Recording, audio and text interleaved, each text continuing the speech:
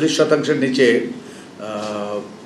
40%-এর নিচে ভোট পড়লে পুনর্নির্বাচনের কথা বলেছি। তারপরে আমরা সার্টিফাই করার কথা আগে আমি বলেছি। গণমাধ্যমের নীতিমালা পরিবর্তনের আমরা বলেছি আপনাদের সুপারিশের প্রেক্ষিতে। তারপরে আমরা একটা বিশেষ তদন্ত কমিশন গঠনের মাধ্যমে যে যারা জালিয়াতি নির্বাচনে অতীতে যারা সম্পৃক্ত ছিল তাদেরকে বিচারের আওতায় আনার কথা আমরা বলেছি। যারা গুরুতর মানবতা বিরোধী অপরাধ করেছে,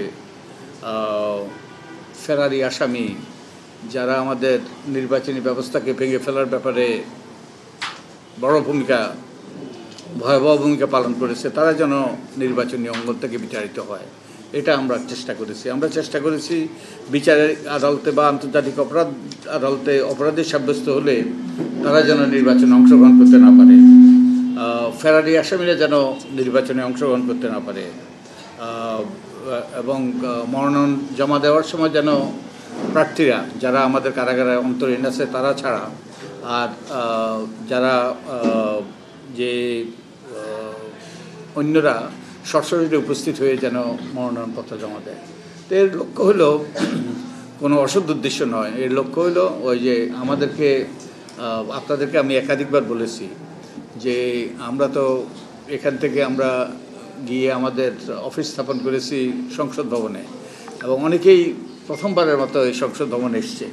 সংসদ ভবনে এসে তারা আমাদেরকে বলেছে, তারা অভিভূত হয়েছে এই সুন্দর বিল্ডিংটা দেখে। তারা আমাদেরকে বলেছে, আমি মনে করি এটা আমাদের জন্য একটা ম্যান্ডেট ছিল, যেন কুৎসিত লোকরা এই ভবনে প্রবেশ করতে না পারে।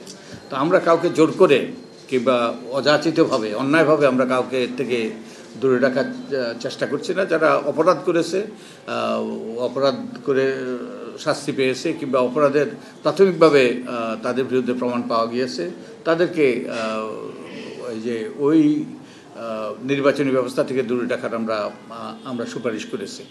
বসুন্ধরা ডায়াপেন্ট এখন আরও উন্নত।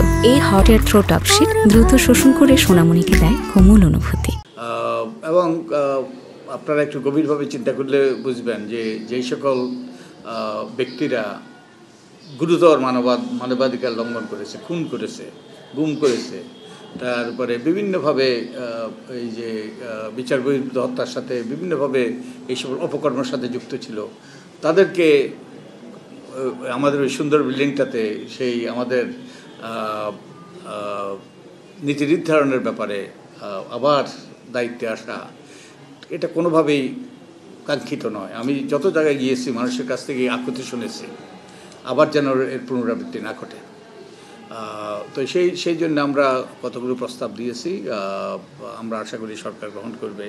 একই সাথে আমাদের রাজনৈতিক অঙ্গনও যে দুর্বৃত্তদের কবলে পড়ে গিয়েছে, তো এই জন্য আমরা যেটা করেছি, যারা এইসব অপরাধী তারা যেন রাজনৈতিক দলের সদস্য না হতে পারে। আমরা রাজনৈতিক দলের একটা ওই যে মেম্বারশিপ রোস্টার করার প্রস্তাব করেছি। ওই মেম্বারশিপ রোস্টার থেকে তারা প্রতি বছর তারা হালনাগাদ করবে, এবং এই মেম্বারশিপ রোস্টার ব্যবহার করেই তারা প্রতিটা কমিটির তারা নির্বাচন করবে, স্থানীয় থেকে জাতীয়। এবং এই মেম্বারশিপ রোস্টার ব্যবহার করেই তারা স্থানীয় পর্যায়ে তাদের দলীয় নেতাকর্মীরাই, প্রত্যেক দলের নেতাকর্মীরাই মনোনয়ন ব্যাপারে একটা প্যানেল দেবে, এবং প্যানেল থেকে জাতীয় যে মনোনয়ন বোর্ড সেখান থেকে মনোনয়ন দেবে, যাতে রাজনৈতিক দলগুলো দায়বদ্ধ হয় তাদের সদস্যদের কাছে। এবং একই সাথে আমরা বলেছি যে রাজনৈতিক দলগুলো যাতে আর্থিক স্বচ্ছতা নিশ্চিত হয়।